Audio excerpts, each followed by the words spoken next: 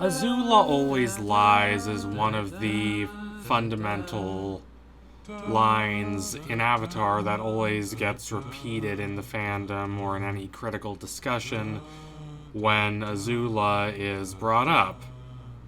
And there is cause for this. Azula is devious, she is manipulative, and it's a good, solid line recited and repeated by Zuko in episode 207, Zuko Alone, one of the most striking and poignant episodes of the show. But is it true? Perhaps not so much. Perhaps not so much as Zuko would like to be the case. Viewing Azula as this embodiment of evil, this pure, pristine well of villainy, is easy. It's also quite inadequate. It reduces a character defined by arrogance and narcissism and a solipsistic sense of her own superiority, but also by anxiety and unease and a deep ambivalence toward the idea of this position that she clings so closely to, the position of the heir of the Fire Nation, Ozai's favorite child. She does love the praise she receives. She does love that appreciation. But she also feels a bit constrained by it, as the beach, episode 305, lucidly demonstrates. That is an episode wherein she attempts to escape, at least temporarily, from that image of Azula, the untouchable, majestic, fear-evoking princess of the Fire Nation, and she can't do it. Her attempt to transcend that role and to find this little sanctuary where she can be judged for her own character and her own decisions instead of for this image that she is inevitably contained within, that experiment fails. Azula is lonely. She has no real friends based on real mutuality, a real sense of connection and cohesion, a real sense of common experience. Instead, Azula rules by bullying and intimidation. But she also is a prisoner of, number one, the ideals of her nation and her father, the ideals of dominance and conquest, but also this super egoistic, internalized focus on perfection and precision at all costs. This is not a simplistic or one-dimensional villain. And Zuko knows that. And yet it is for him easier to, at least temporarily, escape into the fantasy of this essentialization of evil. It's easy to escape into the dichotomous Manichaean belief that Azula is not just cruel and cold-hearted, but that she is, on an ontological, metaphysical level, associated with pure evil. And there is, of course, the question of whether such an evil even exists at all. Obviously, we say this person or that person is evil. If someone says a dictator or tyrant is evil, no one is going to complain.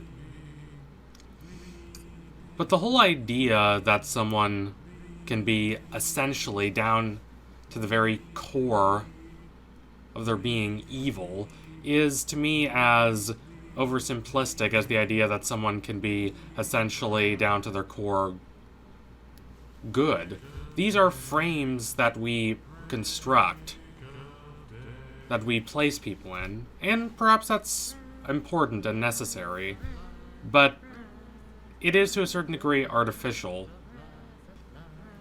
The idea that there is some grand metaphysical spiritual force of evil that is embodied in some people is, in a way, distancing. It stops us from looking at actual behaviors, actual decisions, actual choices, and allows us to merely ascribe behavior to evil.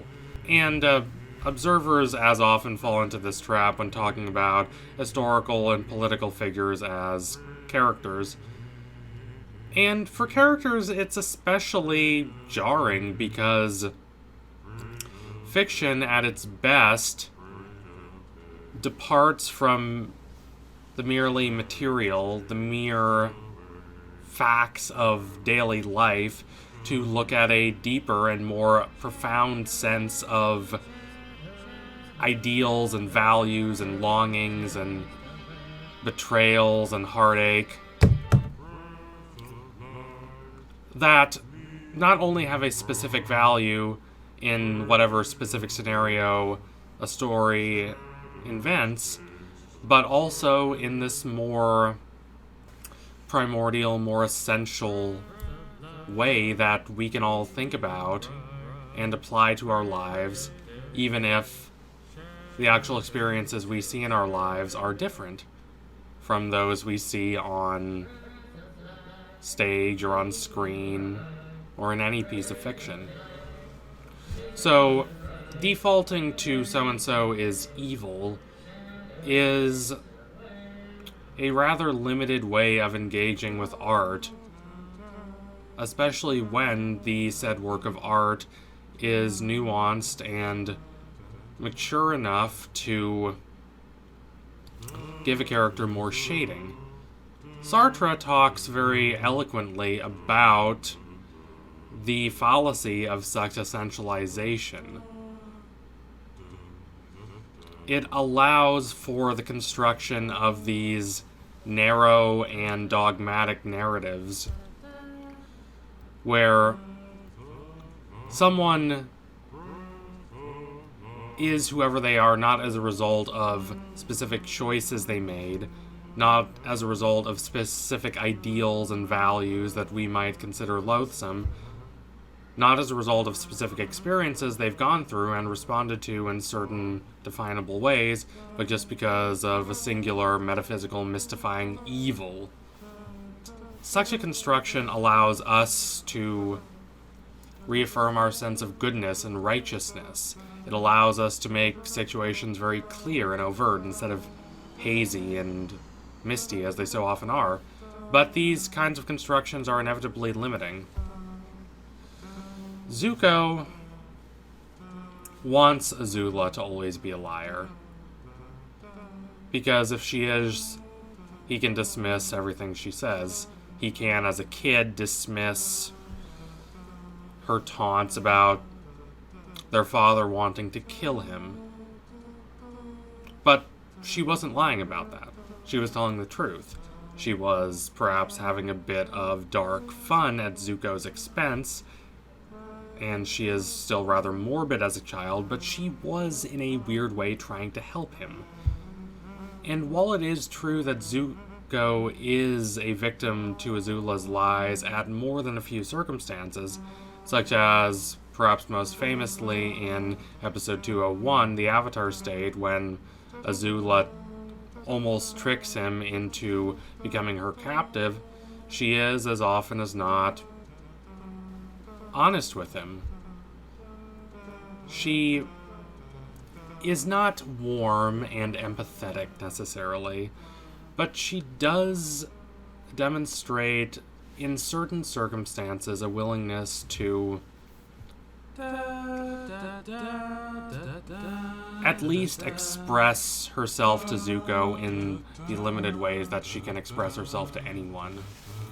The clearest instance of this is in episode 305, The Beach, where Zuko finds himself overwhelmed by the weight of memories from the past, He sees the artifacts of his childhood, remembers how much happier he was then, back before his family completely degraded, or perhaps before he was old enough to see how broken that family always had been. And he is lost in his longings and his regrets, and it is Azula who finds him. It's Azula who talks to him and sympathizes with him in that circumstance. She also does not want to be confronted with the ghosts of their shared childhood. She invites him to come down to the beach with her so they can relate together honestly, instead of being trapped by the forces of their past, instead of being trapped in this labyrinth of memories. This is an interesting moment because it's not manipulative, it's not cruel. Azula is simply trying to reach out to Zuko. She's not lying here. And there are other more minor instances of this throughout the series, especially in Season 3, when Azula's character is given quite a bit more nuance. Think about in the early episodes of Season 3, when Zuko sees Iroh in prison and then Azula finds out that information from Zuko. She doesn't use that information against him. She could have, but she doesn't. She says that, "I'm only looking out for you, Zuko." And, of course, based on her behavior toward him in the past, we're tempted to view this notion skeptically, but she doesn't seem to have any ulterior motive here, other than increasing her own knowledge. Azula herself is a victim to the same kind of fallacies that Sartre laments. She herself is in a kind of existentialist quagmire. She constructs this narrative where she is the perfect one. She is the ideal child. She is the ultimate defender of the virtue of the Fire Nation, while Zuko is this failure and this disgrace. And her mother never really loved her, but was afraid of her. And Iroh is just a buffoon. And Ozai is the only one who's willing to actually respect her. But none of these narratives are true. We see that Ursa does love her. More importantly, we see this through Azula's delirious fantasies. We know that Azula knows this on some level, even if she's not willing to admit it. Because if she did admit it, it would force her into this paradoxical situation where to continue ruling based on fear and oppression and believing that was the only correct and workable way to rule would be going against the obvious counterexample provided by her mom. Azula was not a nice or kind or generous child, and yet her mom still cared about her. Azula knows this, and it haunts her, so she tries to repress that notion. And we also get a sense, perhaps in her behavior towards Zuko, that she does not mock him as much as she might want to, or as much as she might think that she does. Ozai genuinely despises Zuko. That is clear. Compared to that hatred, Azula's behavior toward Zuko is much more ambivalent. You could just say that this is for political gain at certain moments, such as when she leaves the decision up to him in the last episode of Season 2, The Crossroads of Destiny, but a lot of it, such as the moment I just described in the beach, does not really seem to be for personal gain. It seems to be an attempt to fumblingly establish a sort of personal connection. And Zuko understands the potential of that connection. In the comics, there is the temptation of the easy, simplistic sister relationship with Ki. And Ki is cute. Ki is fun. I like Ki. I think she gets a bit too much disdain from certain parts of the Avatar fandom. But ultimately,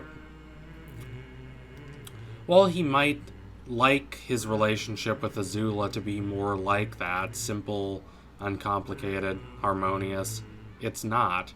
But it's also not simply something that can be contained by platitudinous phrases like Azula always lies. The actual truth is more complicated, more messy. Zuko knows that, and Azula does too, to an extent. So thank you all for watching. If you liked what you saw today, don't forget to like, comment, and subscribe. Donate to my Patreon if you can, and you want to see more videos just like this one before anyone else. Keep watching Avatar. It's a great show.